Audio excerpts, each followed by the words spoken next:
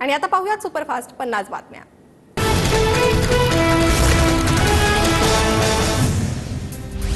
Paris ऑलिम्पिकमध्ये final सामन्याआधी Vinesh Phogat अपात्र घोषित। 100 ग्रॅम वजन वाढल्यानं विनेश अपात्र। विनेश फोगाट फायनल खेळू शकणार नाही। विनेश फोगाट हॉस्पिटलमध्ये ऍडमिट। डिहायड्रेशनचा त्रास जाणवू लागल्यानं विनेश फोगाट बेशुद्ध। पॅरिस ऑलिम्पिकमधील विनेश फोगाटच्या अपात्रतेवरून लोकसभेत विरोधक आक्रमक। क्रीडा मंत्र्यांनी उत्तर देण्याची विरोधकांची मागणी। क्रीडा मंत्री मनसुख मांडविया 3 वाजता उत्तर देणार। विनेश फोगाट तू भारताचा गौरव आहेस। पंतप्रधान मोदींचं ट्विट। विनेश तू चॅम्पियन आहेस। मोदींकडून विनेश फोगाटचं कौतुक। पंतप्रधान मोदींचा भारतीय ऑलिम्पिक संघटनेच्या अध्यक्ष पीटी उषा यांच्याशी संपर्क। अपात्रतेवरून विनेश फोगाटच्या मदतीसाठी सर्व पर्याय शोधण्याच्या सूचना। मनसेकडून विधानसभेसाठी 4था उमेदवार जाहीर। लातूर ग्रामीणच्या जागेवर संतोष नागरगोजे यांना उमेदवारी घोषित। लोकसभेत सुमार कामगिरी असलेल्या विधानसभा मतदारसंघात उमेदवारांना भाजपकडून इशारा। सुमार कामगिरी असलेल्या आमदारांना 2 महिन्यांचा अल्टिमेटम। कामगिरी सुधारली नाही तर तिकीट कापलं जाणार। विधानसभेसाठी भाजपनंतर आता अजित पवार गटाकडून सर्वेक्षण सुरू। 25% आमदारांच्या मतदारसंघातील सर्वे सकारात्मक। पहिल्यांदा निवडून आलेल्यांना पुन्हा उमेदवारी मिळण्याचे संकेत। निवडणूक आयोगाकडून राज्यसभा निवडणुकीची तारीख जाहीर। उदयनराजे भोसले आणि पियुष गोयल यांच्या जागेवर निवडणूक होणार। 3 सप्टेंबर रोजी मतदान आणि मतमोजणी केली जाणार। राज्य मंत्रिमंडळ बैठकीच्या पार्श्वभूमीवर मंत्रालयात मोठी गर्दी। प्रवेश पत्रिका काढण्यासह मंत्रालयात प्रवेशासाठी रांगा। उद्धव ठाकरे, खरगे आणि राहुल गांधींची आज संध्याकाळी बैठक। ठाकरे उपराष्ट्रपती जगदीप धनखड सोनिया गांधी यांची भेट घेणार। आजपासून मनोज जरांगे पश्चिम महाराष्ट्राच्या दौऱ्यावर। सोलापुरात जंगी स्वागत। पश्चिम महाराष्ट्रात जरांगे यांची शांतता रॅली होणार। मनोज जरांगे पाटलांच्या शांतता रॅलीमुळे आज सोलापुरातील शाळांना सुट्टी। सोलापूरचे जिल्हाधिकारी कुमार आशीर्वाद यांच्याकडून सुट्टी जाहीर। राज ठाकरे लपवाछपवीच्याही पुढचे। आंदोलकांपासून पळवाट काढण्यासाठी ते फोन करतो, भेटतो असं म्हणाले। मनोज जरांगेंचा राज ठाकरेंवर निशाणा। पंजाबच्या अमृतसरमध्ये राष्ट्रीय ओबीसी अधिवेशन महत्त्वाचे ठराव पारित। ओबीसींच्या जातनिहाय जनगणनेसह विविध मुद्द्यांवर अधिवेशनात ठराव। आमदार बच्चू कडूंच्या दिव्यांग आक्रोश मोर्चाला परवानगी नाकारली। छत्रपती संभाजीनगर पोलिसांनी परवानगी नाकारली। अमरावतीत शिवसेना नेते आनंदराव अडसूळ समर्थकांचं राणांविरोधात आंदोलन। रवी राणांनी अपशब्द काढून अडसूळांची प्रतिमा मलिन केल्याचा आरोप।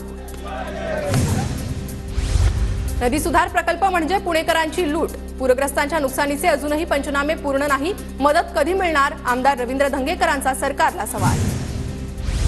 वंचित बहुजन आघाडीची छत्रपती संभाजीनगर शहरात बॅनरबाजी। मराठा समाजाच्या 55 लाख बनावट कुणबी नोंदी रद्द करा। वंचितची बॅनरच्या माध्यमातून मागणी। नागपूर जिल्हा बँक घोटाळा प्रकरणी सुनील केदार यांना लेखी म्हणणं मांडण्याचे आदेश। सहकार मंत्री दिलीप वळसे पाटील यांच्यासमोर पार पडली बँकेच्या 150 कोटींच्या गैरप्रकार प्रकरणी सुनावणी।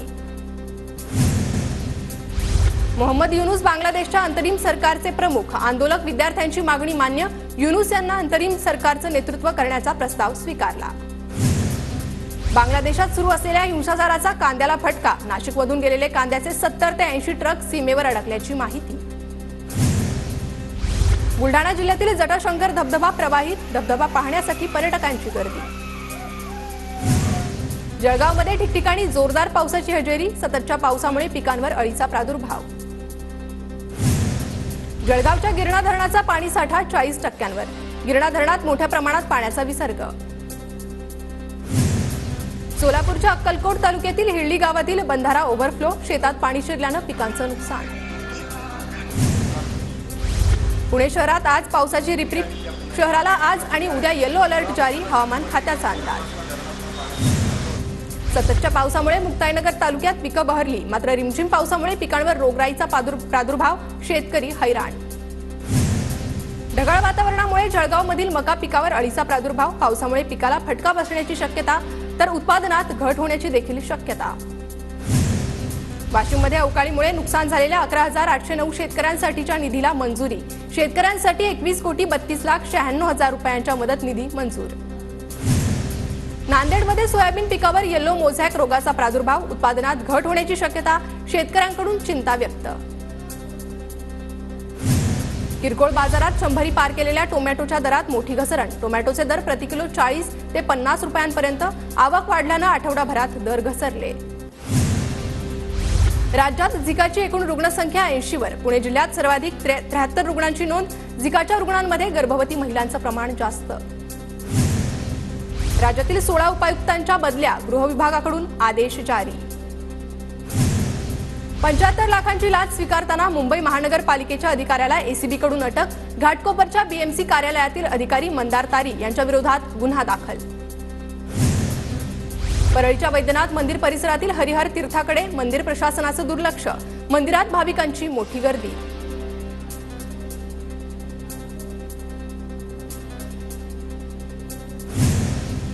परभणी शहरात खड्डे बुजवण्याच्या कामाला सुरुवात. आतापर्यंत 70% काम पूर्ण.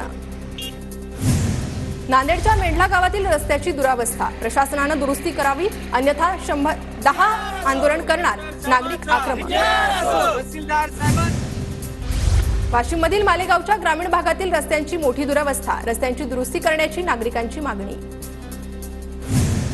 नांदेडमधील कंधार पंचायत समितीच्या इमारतीची मोठी दुरावस्था. नवीन इमारत मंजूर करण्याची पदाधिकारी आणि नागरिकांची मागणी. वाशिमच्या रिसोड तालुक्याला जोडणाऱ्या रस्त्याची दुरावस्था. नागरिकांनी अनेकदा तक्रार करून देखील प्रशासनाचं दुर्लक्ष. वाहन चालकांची तारांबळ. वर्ध्यात दुचाकींची चोरी करणाऱ्याला अटक. 5 दुचाकी जप्त. रामनगर पोलीस ठाण्याच्या गुन्हे शोध पथकाची कारवाई. पुण्याच्या शिरूरमध्ये एकाच महिन्यात 5 जण बेपत्ता. यात एका मुलीसह महिला बेपत्ता. परिसरात खळबळ.